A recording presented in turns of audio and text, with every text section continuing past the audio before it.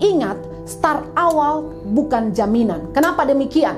Start awal Marta melakukan sesuatu yang baik, tapi tidak menjamin berending dengan baik. Marta benar membuka pintu bagi Tuhan yang adalah tamunya pada saat itu, tetapi ending dari bacaan saya dan saudara, endingnya tidak bagus. Ternyata apa yang Marta bikin, ternyata tidak sesuai dengan apa yang Tuhan kehendaki.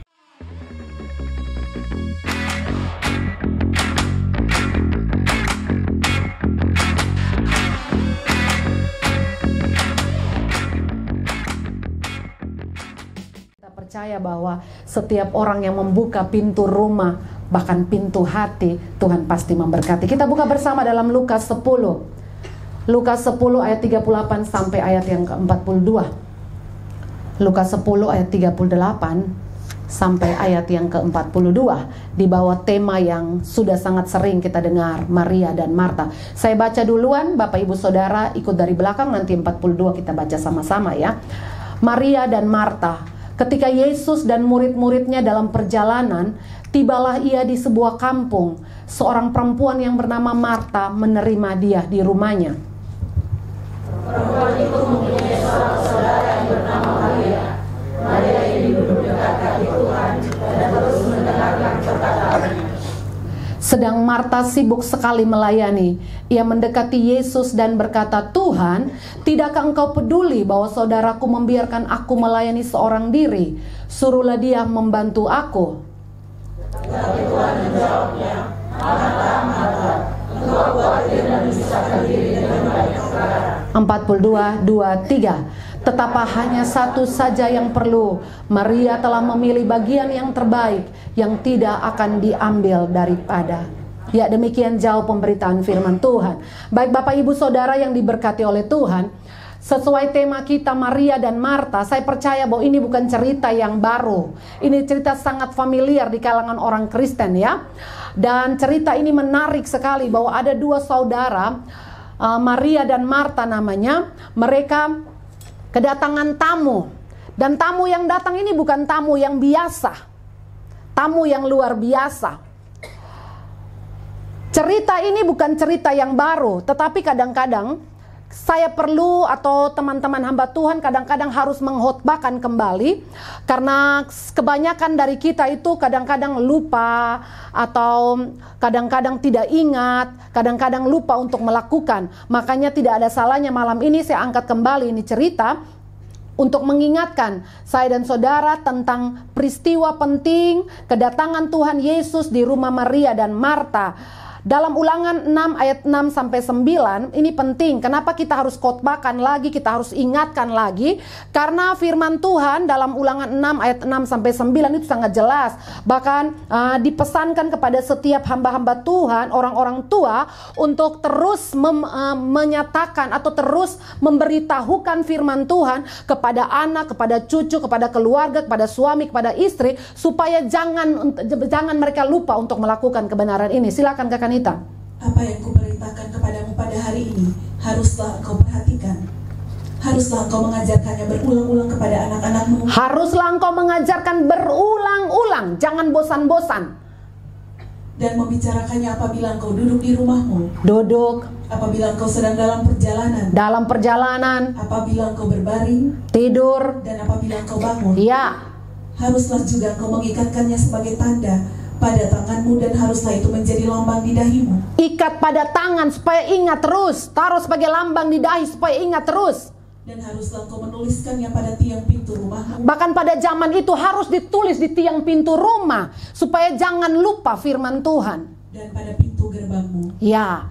Jadi jangan bosan-bosan kalau dengar khotbah sepertinya ini. Khotbah sudah pernah dihotbahkan. Mungkin Anda dengar dari hamba Tuhan yang lain, tapi percayalah bahwa setiap pemberitaan firman Tuhan itu tidak ada yang sia-sia. Apa yang difirmankan Tuhan tidak akan pernah kembali dengan sia-sia. Jadi beri perhatian yang penuh untuk kita dengar pemberitaan firman Tuhan malam ini. Bapak Ibu Saudara yang diberkati oleh Tuhan Yesus, ada tiga hal menarik yang saya catat di sini, yang akan menjadi berkat bagi saya dan saudara, sehingga saya dan saudara mampu untuk mempraktekkan dalam kehidupan pelayanan, kehidupan rumah tangga, dalam pekerjaan dan lain sebagainya. Yang pertama, Poin yang pertama yang saya catat di sini adalah Marta yang membukakan pintu bagi Tuhan. Kita lihat di ayat yang kedua dari bacaan, ayat yang 38 maksud saya. Ketika Yesus dan murid-muridnya dalam perjalanan, tibalah ia di sebuah kampung. Seorang perempuan yang bernama Marta menerima dia di rumahnya. Seorang perempuan yang bernama Marta menerima dia di rumahnya. Artinya Marta yang buka pintu untuk Tuhan Yesus masuk. Tapi cerita yang saya dan saudara baca dalam firman Allah malam ini, memang Marta yang membuka pintu, tapi berujung Marta meninggalkan Tuhan. Marta sibuk melakukan hal-hal yang sebenarnya tidak terlalu penting dalam mata Tuhan pada saat itu. Memang benar Marta yang membuka pintu, tapi ternyata Marta tidak bertindak sebagai tuan rumah yang baik. Tuan rumah yang baik ialah tuan rumah yang ketika tamunya datang, dia membuka pintu, dia mempersilakan tamunya masuk, tetapi dia juga ada bersama-sama dengan tamu itu. Bukan dia pergi meninggalkan tamu itu sendiri, mungkin bercerita dengan asisten rumah tangganya, padahal dia tidak ada di situ. Itu tuan rumah yang tidak baik. Dan ternyata dari bacaan saya dan saudara malam ini, Marta adalah seorang tuan rumah yang tidak baik. Anda bisa bayangkan, Anda bertamu di satu rumah, terus Anda masuk, tuan rumah pergi meninggalkan Anda, kasih tinggal Anda mungkin sendiri, kasih nonton Anda televisi, tapi dia tidak bicara dengan Anda. Anda pasti rasa sesuatu yang kurang di situ. Dan inilah yang terjadi pada saat itu.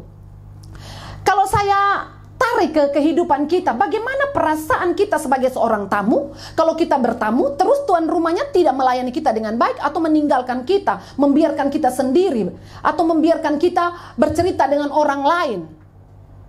Ada perasaan yang berbeda pada saat itu. Ada satu kalimat yang saya catat di sini, ingat, start awal bukan jaminan. Kenapa demikian? Start awal Marta melakukan sesuatu yang baik, tapi tidak menjamin berending dengan baik. Marta benar membuka pintu bagi Tuhan yang adalah tamunya pada saat itu, tetapi ending dari bacaan saya dan saudara, endingnya tidak bagus. Ternyata apa yang Marta bikin, ternyata tidak sesuai dengan apa yang Tuhan kehendaki. Kita tahu bersama bahwa dalam satu perlombaan, ini sudah sering dikatakan. Saya malam ini berbicara yang sesuatu yang biasa-biasa, yang tidak terlalu berat, karena memang saya juga tidak terlalu suka main yang berat-berat. Saya pikir bahwa Anda sudah capek kerja lagi, Anda datang dengar doktrin lagi, mungkin tidak bisa terima, pulang tidak bisa tidur lagi. Mendingan kita bahas yang praktis. Kadang-kadang praktis pun orang susah lakukan. Ya, jadi dalam satu perlombaan kita tahu bersama bahwa yang menentukan ending dari satu perlombaan bukan start awal, bukan pertengahan, tetapi yang menentukan suatu perlombaan, finishnya bagaimana.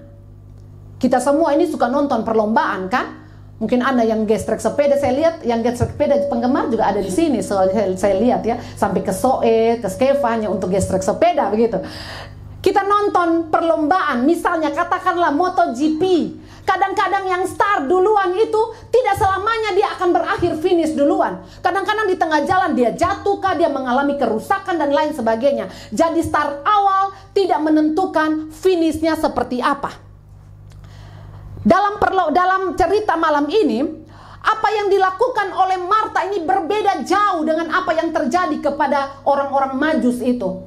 Kalau orang Majus, mereka dengar kabar tentang Tuhan Yesus, mereka pergi mencari Tuhan Yesus, walaupun tantangannya berat, keadaan jalannya jauh, mereka butuh waktu yang sangat lama untuk sampai dan berjumpa dengan Tuhan Yesus. Sedangkan Marta ini, dia duduk dalam rumah, Tuhan Yesus yang pergi kepada dia. Tetapi responnya berbeda. Responnya berbeda. Saya dan saudara ini kan, cerita pertobatan kita kan masing-masing kan. Ada yang bertobat ketika dengar khotbah, ada yang bertobat ketika diizinkan Tuhan mengalami sakit, dan lain-lain. Kita ingat cerita itu dengan jelas. Tapi bersyukurlah saya dan Bapak Ibu yang sampai pada saat awal Tuhan menjamah, Tuhan menangkap saya dan Bapak Ibu, sampai saat ini kita masih tetap ada dalam perlombaan yang benar itu. Gairah yang sama harus tetap ada dalam kehidupan saya dan saudara. Jangan hanya bergairah pada saat membuka pintu awal, pintu rumah, pintu hati, terus di tengah jalan dalam perjalanan kita merasa tidak ada guna lagi, tidak ada kepentingan lagi, kita tinggalkan Tuhan. Kan banyak orang cari Tuhan kan beda-beda kan. Ada yang benar-benar cari Tuhan, karena betul-betul dia percaya bahwa dia butuh Tuhan yang akan terus menuntun hidupnya. Tapi ada orang cari Tuhan karena ada kepentingan, ada something. Jadi apa yang dilakukan oleh Marta berbeda dengan apa yang dilakukan oleh orang Majus. Saya dan saudara, seturut Ibrani 12 ayat 1 dikatakan begini. Karena kita mempunyai banyak saksi, bagaikan awan yang mengelilingi kita, marilah kita menanggalkan semua beban dan dosa yang begitu merintangi kita, dan berlomba dengan tekun dalam perlombaan yang diwajibkan bagi kita. Berlomba dengan tekun dalam perlombaan yang diwajibkan bagi saya dan saudara. Saya dan saudara wajib dalam perlombaan ini. Alkitab berkata bahwa lomba itu harus dengan sungguh-sungguh, harus dengan tekun. Bahkan dilanjut lagi, berlomba dengan mata yang tertuju kepada Yesus. Kenapa harus tertuju kepada Yesus? Supaya jangan salah lomba, supaya akhirnya benar di mata Tuhan. Mata harus tetap tertuju kepada Kristus. Ayat yang kedua. Marilah kita melakukannya dengan mata yang tertuju kepada Yesus, yang memimpin kita dalam iman, dan yang membawa iman kita itu kepada kesempurnaan, yang dengan mengabaikan kehinaan tekun memikul salib ganti sukacita yang disediakan bagi Dia yang sekarang duduk di sebelah kanan tahta Allah. Ya, itu luar biasa. Kita lanjut lagi. Paulus memberi teladan yang sangat luar biasa. Paulus tidak mau cepat puas ketika mengalami Yesus, mengalami pertobatan dengan Tuhan. Dia tidak mau stagnan di tempat. Paulus mengejar lebih lagi. Paulus berusaha dengan lebih keras lagi untuk mendapat sesuatu yang dinamakan kasih karunia itu. Itu Paulus lakukan. Padahal kalau pada saat dia terima Yesus, dia sudah mengalami kasih karunia Yesus. Tapi Paulus tidak mau stagnan di situ saja. Paulus mengatakan apa yang dia miliki sebelum pengenalan akan Yesus tidak ada artinya lagi. Setelah kenal Yesus, dia berusaha mau tambah lagi, mau lebih lagi, mau lebih dahsyat lagi bagi Tuhan. Filipi 3 ayat 7 sampai 14. Tetapi apa yang dahulu merupakan keuntungan bagiku, sekarang kuanggap rugi karena Kristus. Malahan segala sesuatu kuanggap rugi, karena pengenalan akan Kristus Yesus Tuhanku lebih mulia daripada semuanya. Pengenalan akan Yesus Kristus Tuhan lebih mulia dari apa yang dia miliki itu. Oleh karena Dialah aku telah melepaskan semuanya itu dan menganggapnya sampah, supaya aku memperoleh Kristus. Semuanya dia anggap sampah, popularitas, kepintaran, posisi dianggap sampah karena pengenalan akan Kristus. Nanti kita baca lanjut lagi sampai ayat 14, mungkin saudara bisa baca di rumah supaya kita tidak terlalu makan waktu.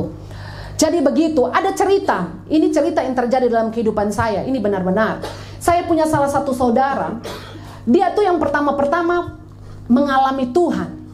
Dia tuh yang pertama kali mengalami cinta Tuhan, cinta mula-mula dengan Yesus begitu. Jadi kami tuh dari kecil-kecil di rumah kami itu memang sudah ada persekutuan doa. Seiring berjalannya waktu itu gairah tuh semakin berkurang. Apalagi sudah keluar dari orang tua, jauh dari orang tua, bersekolah tidak lagi dikontrol dengan begitu rupa dengan orang tua. Jadi mulai pudar pelan-pelan begitu. Jadi saya punya saudara, ini dia nih betul-betul mengalami Tuhan, mengalami pertobatan yang luar biasa. Dari kebiasaan mabuk, dia tinggalkan mabuk. Dari kebiasaan merokok, tinggalkan merokok. Dari tiap hari nonton film porno, dia bisa lepas keterikatan dari film porno itu. Ternyata dia mengalami Kristus.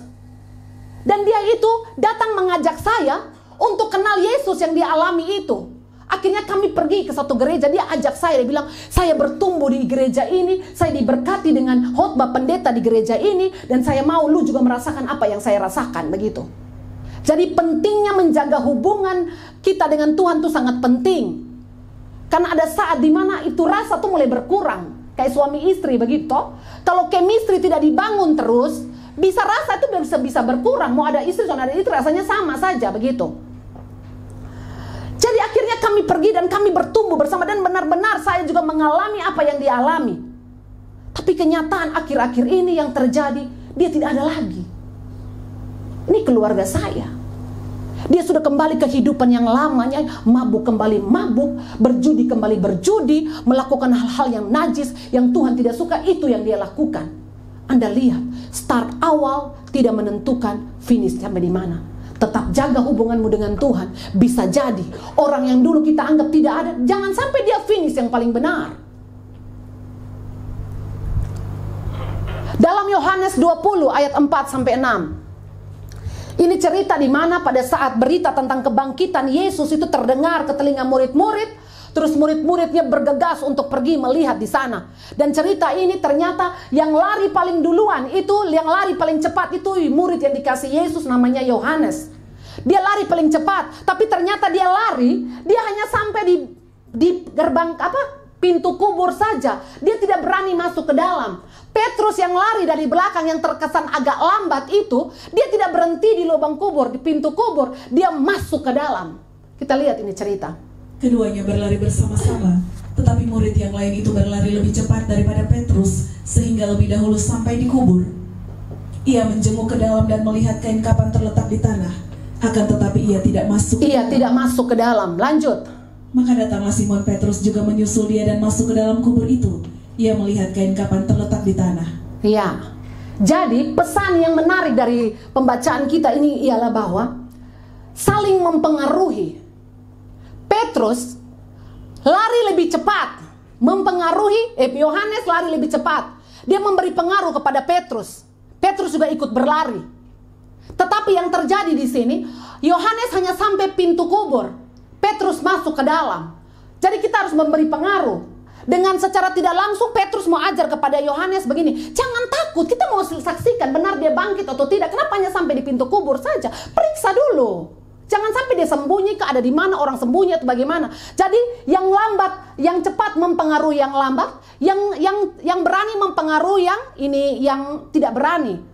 Jadi harus saling mempengaruhi. Jadi Bapak Ibu saudara-saudara yang ada di sini, mungkin saat ini engkau sedang memberikan pengaruh yang baik bagi keluargamu kah, bagi temanmu kah, bagi teman-teman pelayanan, beri pengaruh terus.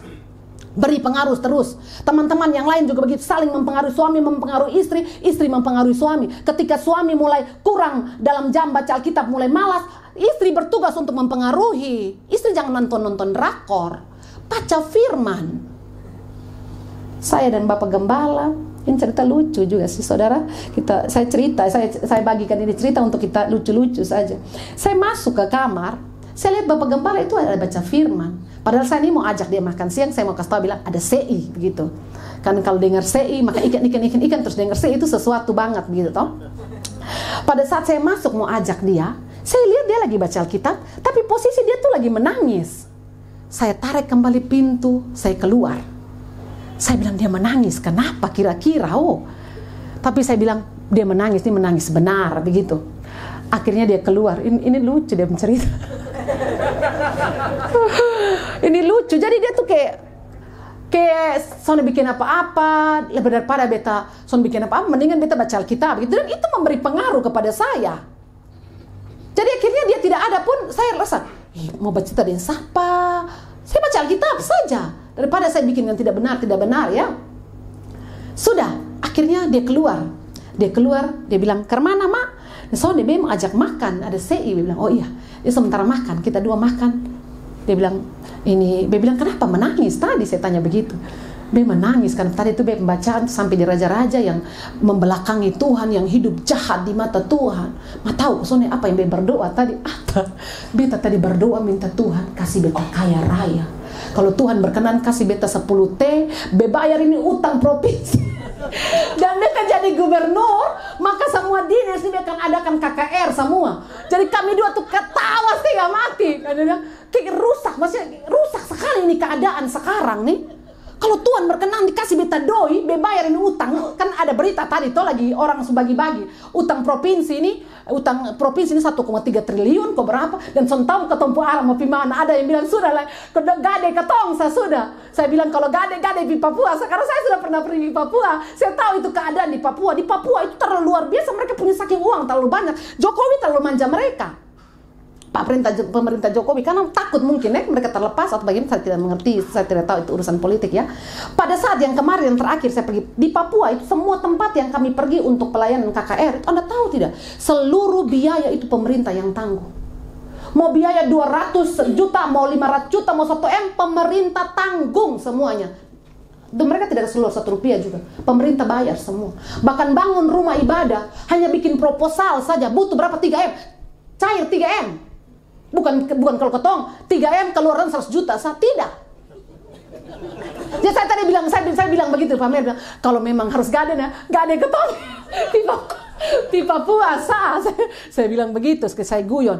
Itu luar biasa. Rumah baru pernah terjadi saya lihat di Papua itu konsistori itu bisa 6. Sesuai dengan permintaan pendeta berapa mereka bangun kasih. Jadi rumah-rumah di sana, terlebih yang terakhir kami pergi di Maibrat itu, rumah-rumah tuh besar, rumah batu besar-besar saya lihat. Terus saya tanya kepada mereka di sana, ini rumah besar-besar sekali. Rumah ini besar, yang batu besar-besar. 6 kamar, ada 7 kamar. Terus mereka bilang begini, Ibu Pendeta di sini tuh mereka saingan. Jadi kalau rumah yang satu dia bikin kamar 5, nanti rumah yang satu bikin kamar 6. Jadi memang rumahnya besar-besar. Saya bilang, oh begitu, bersaing. Kok Bapak pemerintah yang bangun nih, bukan Ibu Pendeta, kok susah di mana? Kok tinggal lapor pemerintah, kamar 6, oh kayak gitu. Pemerintah langsung bangun. Bayangkan itu terjadi di NTT, tidak ada lagi rumah yang ditahan dengan kayu-kayu penopang, tidak ada pasti itu. Semua mengajukan usulan, bahkan ada yang anak 2 dia akan bertambah-tambah anak karena dia lihat semua ditanggung oleh pemerintah begitu ya. Itu sekedar guyon. Jadi itulah yang terjadi, memberi pengaruh yang positif, terlebih dalam hal-hal yang untuk kemuliaan Tuhan. Jadi Bapak Ibu Saudara yang diberkati oleh Tuhan, respon awal tidak menentukan akhir di mana. Marta yang membuka pintu, tapi cerita yang saya saudara baca, Marta tidak ada di situ. Poin yang kedua, cepat saja ya, sudah jam 8:30 juga, saya hampir 8:30. Yang kedua, poin yang kedua yang perlu saya dan saudara pelajari adalah satu atap tapi beda respon. Maria dan Marta itu satu atap, bahkan mau dikatakan satu kandungan tapi beda respon. Anda pernah mengalami itu? Satu rumah ada yang bertobat, ada yang tidak bertobat. Satu pelayanan tapi ada yang tidak bertobat, ada yang bertobat. Ada loh, dalam satu pelayanan sama-sama melayani Tuhan, tapi ada yang betul-betul tidak bertobat, ada yang bertobat. Ada yang sudah pelayanan lama di gereja, pikir sudah baik. Ternyata yang pemain baru, mereka baru gabung nih kaget. Kebiasaan yang dulu kok masih dilakukan, padahal sudah tua duluan di gereja, sudah lama duluan di gereja. Ada, ini betul-betul terjadi. Satu atap beda respon. Suami cinta Tuhan, istri sembarangan. Istri cinta Tuhan, suami yang sembarangan. Demikian juga sebaliknya, anak-anak juga demikian. Satu atap beda respon. Ada yang dengar firman Tuhan, dia diberkati dalam satu gereja loh. Tapi ada yang dengar firman Tuhan, dia bilang, pendeta tadi omong apa kok? Beda respon. Dengar pendeta yang sama, dengar pengajaran hamba Tuhan yang sama, tapi ada orang diberkati, ada orang merasa tidak diberkati. Jadi jangan kaget kalau Anda bertobat, Anda mau hidup lurus, satu tidak mau hidup lurus. Dalam tempat kerja juga begitu. Kesaksian Pak Aba tadi kan benar sekali. Pak Aba bersaksi, padahal pernah yang di khotbah doa puasa di hari Kamis beberapa minggu yang lalu, itu saya ingat dengan jelas. Pak Aba bersaksi bahwa Pak Aba itu menangani kasus suami istri mau bercerai, betul toh? Pukul sampai mau bercerai. Pada saat itu semua tuh tidak tahu bagaimana mengatasi kedua suami istri dan anak ini yang datang dan mau berpisah begitu, mau bercerai. Pak Aba minta hikmat daripada Tuhan. Pak Aba bicara atas nama Tuhan pada saat itu. Tuhan bilang, apa yang dipersatukan Allah tidak boleh. Itu keluar mengalir, son tahu omong apa saja. Roh Kudus luar biasa urapi setiap kata-kata. Akhirnya mereka dua tuh pulang dengan damai. Pada selama ini sudah mau bercerai, bakalai mau bercerai. Ternyata Tuhan pakai Pak Aba pada saat itu untuk membuat mereka tidak jadi bercerai. Oma paling tahu Pak Aba punya perjalanan hidup. Toh Oma? Ibu Desi paling tahu. Ibu Desi bersaksi di kaum wanita bilang begini. Pak Aba ini rahasia bongkar sedikit ya. Ibu Desi bersaksi bilang, saya pergi gereja sendiri. Pergi sendiri, ajak suami bilang, lu pisah, beta di rumah. Ajak ke suami tidak pernah pergi. Sampai Ibu Desi bilang, saya seperti perempuan janda yang tidak memiliki suami. Pergi gereja seorang diri saja. Tapi saya bersyukur sekarang Tuhan sudah jamah hati suami saya. Dia bertobat dan sekarang kami melangkah ke gereja bersama-sama, membawa 4 orang anak yang diberikan oleh Tuhan. Itu luar biasa. Jadi kalau satu rumah tapi punya hati yang sama, Anda patut bersyukur itu. Karena tidak semua orang satu atap itu responnya sama. Jadi kalau sekarang bapak, ibu, istri, anak semua sama-sama, semua mengasihi Tuhan, semua melayani Tuhan, itu sesuatu yang patut disyukuri dan harus dijaga dengan baik. Satu atap tapi beda respon. Kita ingat cerita Kain dan Habel, kakak beradik satu rahim tapi berbeda kelakuan. Yang satu betul-betul cinta Tuhan, yang satu tidak terlalu cinta Tuhan. Kita ingat cerita Yakub dan Esau. Bagaimana Yakub menipu kakaknya Esau karena gara-gara hak kesulungan. Satu rahim, beda kelakuan. Yusuf dan saudara-saudaranya juga demikian. Jadi, Bapak Ibu Saudara yang diberkati oleh Tuhan Yesus Kristus, ada suami yang istri suka ibadah, seperti yang saya singgung tadi, suami tidak suka ibadah. Ada suami lagi, ini benar-benar terjadi. Ada suami lagi yang larang istri tidak boleh pergi gereja kalau dia tidak ada. Ini suami sebenarnya mengong atau bagaimana? Saking dia takut, nih orang ganggu dia, bini mungkin. Kalau saya tidak ada, saya tugas keluar, jangan pergi gereja, online saja. Bayangkan, bini pas online, sinyal jelek, tidak tahu dengar apa. Dia tidak suruh dia punya istri pergi gereja, dia bilang kalau bapak soalnya ada, ma jangan coba-coba pergi gereja, tunggu saya pulang. Ada suami juga yang larang istri pelayanan. Setelah dicek dan dicek, memang kadang-kadang istri pelayanan di rumah belum beres. Makanya suami larang. Lain kali bagi model begini lu jangan coba-coba pelayanan. Istri-istri dong sebelum pelayanan pastikan anak dulu makan. Takutnya sekarang ini kan lambung, sakit lambung lagi di mana-mana toh. Takutnya pulang anak lambung karena mama belum kasih makan. Anak sudah pergi ibadah. Pastikan pekerjaan rumah beres dulu supaya kita pergi jadi berkat, pulang bawa berkat ya. Jangan sampai begitu. Jadi suami istri jangan teladani apa yang terjadi seperti dua orang bersaudara ini ya. Kita harus satu hati sebab Matius 133 ayat 1-3 bilang orang yang satu hati itu berkat Tuhan, Tuhan perintahkan ke sana. Mazmur 133 ayat 1-3. Nyanyian Siara Daud. Sungguh alangkah baiknya dan indahnya apabila saudara-saudara dia bersama dengan rukun. Seperti minyak yang baik di atas kepala meleleh ke janggut, yang meleleh ke janggut Harun dan ke leher jubahnya. Ayat 3. Seperti embun gunung Hermon yang turun ke atas gunung-gunung Sion. Sebab kesanalah Tuhan memerintahkan berkat kehidupan untuk selama-lamanya. Iya, Tuhan memerintahkan berkat kepada orang yang rukun. Jadi pada saat saya dan Pak Mel dulu mau menikah, Pak Mel tanya saya bilang begini, nikah nih habis siap pelayanan? Oh, bilang begitu. Jadi saya bilang, iya siap pelayanan. Iya, kalau soal mau pelayanan biasa mau nikah nah. Masalahnya beta ini menikah untuk pelayanan, bukan menikah supaya status berubah dari single menjadi menikah. Tidak, saya menikah untuk melayani. Karena pada saat kami dua pacaran itu kami disuruh sering pelayanan bersama. Jadi akhirnya Pak Mel bilang kalau pelayanan bersama mungkin kadang-kadang juga tidak jadi berkat. Karena orang nanti pikir bilang, don dua kesana sama-sama bergonceng jauh-jauh, belum menikah. Lebih baik menikah supaya aman, begitu supaya pelayanan jangan jadi batu sandungan juga. Ini juga mempercepat yang ada pacaran. No, kalau mau nikah nanti rasa susah, pas harus nikah sudah. Jangan lama-lama lagi ya. Jangan sampai bikin batu sandungan ya. Takutnya jaga orang punya jodoh juga bahaya itu ya. Jadi respon Marta itu salah besar dan tidak patut untuk diteladani. Suami-suami, jangan jadi penghambat istrimu datang pada Yesus.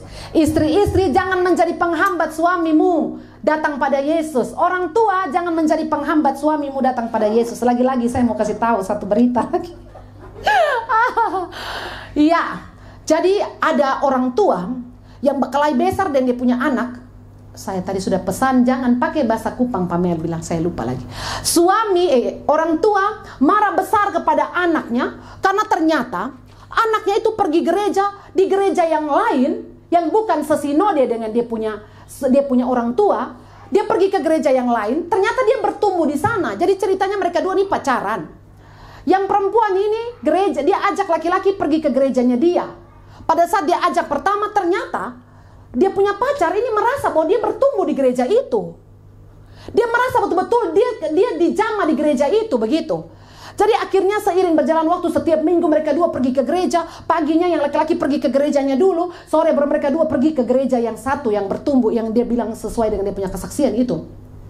Ternyata berminggu-minggu itu berlalu sampai berita itu dengar ke telinga orang tua laki-laki. Apa yang terjadi Bapak Ibu? Orang tua laki-laki mengadakan sidang untuk kedua orang ini. Sidang tanya. Orang tua dari laki-laki ini marah-marah, ini perempuan ini marah, bilang kau bawa teladan yang tidak baik, kau ajak saya anak-anak pergi ke ajaran sesat, kau ajak saya anak-anak pergi ke gereja yang sesat. Akhirnya si Nona ini bilang begini, saya bisa bicara, saya bawa anak mama dan bapak ini pergi ke gereja. Dia kenal Yesus dan dia bilang dia bertumbuh di sana. Terbukti bahwa memang setelah pergi ke gereja itu, pulang anaknya itu tidak mau merokok lagi. Dia kayak langsung kayak mau berubah begitu. Itu anak betul-betul yang tidak mau merokok lagi, tidak mau sembarangan lagi. Dia punya laptop tuh ada film-film porno tuh dia hapus semua begitu. Jadi dia rasa ada perubahan terjadi. Jadi ini si perempuan ini tanya bilang begini, apa yang salah? Kecuali saya ajak anak bapak atau ibu nih pergi ke tempat ibadah lain, wihara kah, gua kah, gunung kah? Saya ajak ke gereja. Salahnya di mana? Kadang-kadang ada orang tua yang kadang-kadang tidak mengerti ini. Jadi saya bilang masih ada di zaman sekarang nih. Masih beda-beda sinode tidak boleh, masih ada di zaman sekarang. Kecuali yang sinode saya percaya Yesus sebagai nabi, yang sebelah sini tidak kan, semua percaya Yesus sebagai Tuhan dan juru selamat, satu-satunya jalan keselamatan dan hidup. Saya ini dari sinode yang bukan sekarang. Saya ini ketika memilih untuk menikah dan Pamel dan harus bergereja di gerejanya Pamel yang sekarang ini, sinode yang sekarang ini, orang tua saya tidak apa-apa tuh. Tidak apa-apa, pergi aja. Kamu kan bertumbuh di sana. Dan memang saya bertobat awal-awal di gereja sinode ini. Jadi orang tua tidak apa-apa, kau bertobat. Kau betul-betul menunjukkan anak jadi berkat, anak yang membanggakan, anak yang luar biasa. Jadi pergi saja, tidak apa-apa, kau jadi berkat di sana. Dan sekarang sampai sekarang begini. Tapi masih ada kasus, makanya saya rasa bilang, hal-hal ini sebenarnya tidak perlu lagi. Kalau sama-sama dan merasa betul-betul anak kita bertumbuh di sana, biarkan saja dia di sana. Kan tadi dia bagi, kan ini anak membagi. Pagi dia ke gereja yang itu, sore baru dia pergi bertumbuh di sana, dia belajar lagi di sana, biarkan saja. Kecuali dia pergi ke hari Jumat kan lebih salah lagi. Tapi hari Minggu Bapak Ibu son mau lagi. Poin yang ketiga secara cepat ya. Saya catat juga sedikit saja di sini ya. Marta yang pertama tadi, Marta yang membukakan pintu, yang kedua tadi ialah bahwa satu atap beda respon, yang ketiga Marta hanya fokus kepada hal terpenting menurut dia, tapi bukan terpenting menurut Tuhan. Apa yang salah dengan menyiapkan makanan? Tidak ada yang salah. Anda akan dirasa tidak sopan ketika ada tamu datang dan Anda tidak menyiapkan apa-apa. Kadang-kadang sudah ada kue di atas meja masih bilang, minum kosong-kosong, padahal ada kue. Kan begitu tuh. Makan apa adanya, padahal ada sei, telur bumbu, apa adanya. Saya tidak tahu yang kosong tuh yang bagaimana, begitu. Kan biasa begitu.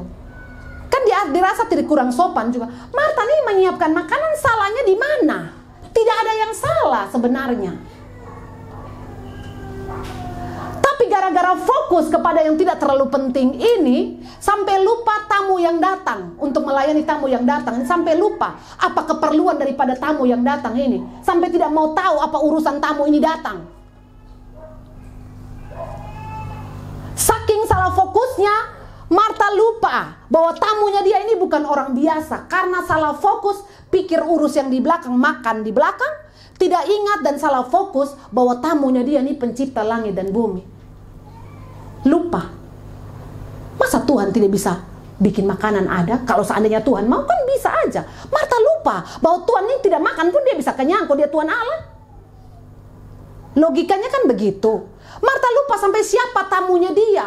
Tamunya dia ini pencipta langit dan bumi, menjadikan dari yang tidak ada menjadi ada. Anda bayangkan, tidak ada menjadi ada. Saking salah fokusnya lari ke tempat yang lain, lupa siapa tamunya dia. Marta lupa. Matius 4 ayat 4. Ini perkara yang ajaib. Ini luar biasa ketika Yesus dicobai di padang gurun. Ini Marta lupa ini cerita. Bahwa Yesus balas bilang manusia tidak hidup dari roti saja. Padahal pada saat itu kondisi Yesus lapar berat sedang puasa 40 hari.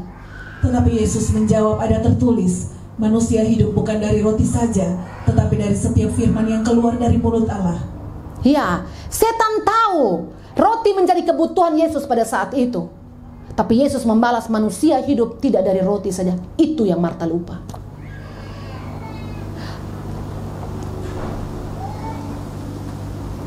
Banyak orang salah fokus. Cari uang tidak salah. Cari pangkat, cari kedudukan tidak salah. Cari emas, cari perak tidak salah. Tapi kadang-kadang yang tidak terlalu penting inilah orang cari habis-habisan. Sampai tidak punya waktu ibadah, sampai tidak punya waktu melayani, sampai tolak ditawar pelayanan, gara-gara yang tidak terlalu penting ini, yang bukan tujuan utama ini, orang habis-habisan di sana. Matius 6 ayat 32 bilang begini, semua itu dicari bangsa-bangsa, makan, minum, pakai, cari bangsa-bangsa. Tapi ayat 33 jangan lupa Tuhan jamin di sana. Cari dahulu kerajaan Allah dan kebenaran, segala sesuatu yang kita butuhkan Tuhan sediakan. Semua itu dicari bangsa-bangsa yang tidak mengenal Allah. Akan tetapi Bapamu yang di sorga tahu bahwa kamu memerlukan semuanya itu. Tetapi carilah dahulu kerajaan Allah dan kebenarannya, maka semuanya itu akan ditambahkan kepadamu. Ya, jadi jangan fokus untuk hal-hal yang bersifat sementara, tidak dibawa mati, yang orang Kupang bilang hanya batasnya di lubang kubur, tidak sampai dibawa ke dalam kubur. Itu yang orang cari abis-abisan. Marta lupa bahwa Tuhan Yesus bisa buat segala sesuatu.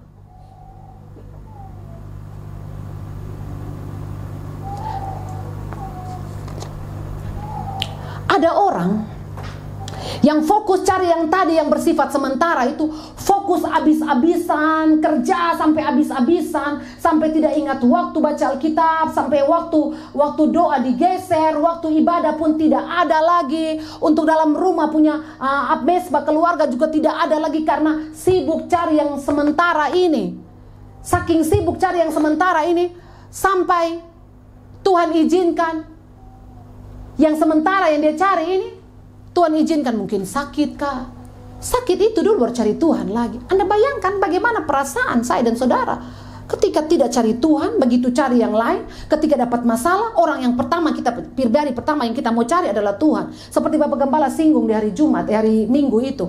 Bapak Gembala bilang pada saat sehat itu jarang sekali orang mau dengar khotbah, mau dengar lagu rohani, agak jarang. Tapi kalau sudah sakit, mau putar lagu rohani terus, mau dengar khotbah terus, kadang-kadang itu sudah didengar beberapa kali, tapi masih mau tetap dengar, karena masalahnya pada saat itu dia tahu bahwa hanya itu yang bisa tolong dia. Saya baca di Facebook ada satu cerita, seorang artis terkenal, saya lupa dia punya nama, dari Nepal. Itu artis pada saat dia lagi di zaman kejayaan dia punya teman yang banyak. Terus dia punya orang-orang terdekat banyak, sampai pejabat-pejabat di situ tuh juga berteman baik dengan dia. Seiring berjalannya waktu dia diizinkan sakit, dan sakitnya itu langka. Akhirnya dia mengalami sesuatu yang buruk dalam hidupnya karena penyakit itu. Lambat laun dia punya tubuh itu semakin kurus, dari cantik semakin jelek.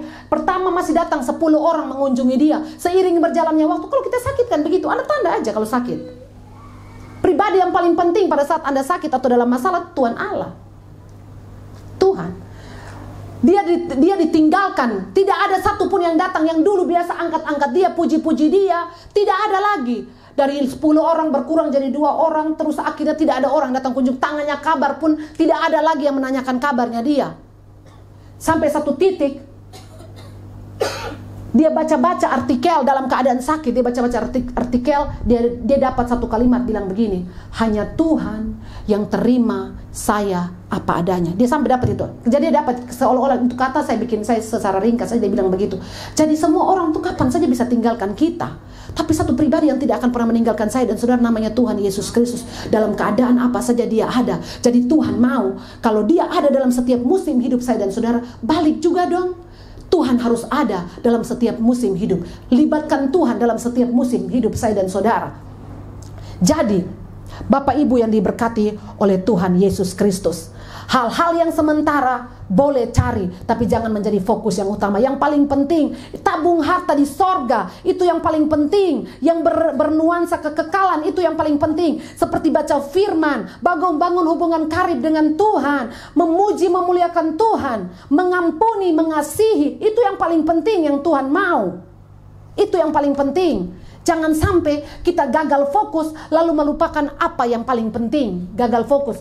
Marta lebih memilih untuk sibuk dengan yang tidak terlalu penting itu, sampai lupa apa yang paling penting. Marta memberikan hidupnya untuk sesuatu yang bersifat sementara saja, sementara Maria memberikan hidupnya untuk sesuatu yang bersifat kekekalan. Duduk dan jarang-jarang loh minta maaf. Tuhan Yesus itu kan pada saat itu tokoh yang sangat terkenal. Semua orang mau berjumpa dengan dia karena dia melakukan mujizat di mana-mana, dia melakukan perbuatan ajaib di mana-mana. Semua orang tanya siapa yang melakukannya. Makanya Tuhan Yesus pesan ketika melakukan mujizat kepada orang yang sakit, dia bilang jangan beritahu siapa yang menyembuhkan engkau, karena dia Dia tahu kalau dikasih tahu orang pasti cari dia. Dan memang terbukti bahwa orang mencari dia. Bahkan Alkitab mencatat bahwa Sakeus dengan kedudukan tinggi, punya harta yang melimpah, tapi ingin sekali melihat Yesus tuh yang seperti apa. Rela naik ke atas pohon untuk melihat Yesus. Dia pribadi yang terkenal pada saat itu. Maria memilih tempat yang terbaik. Maria tidak mau menyia-nyiakan kesempatan yang ada itu. Yesus datang loh ke rumahnya.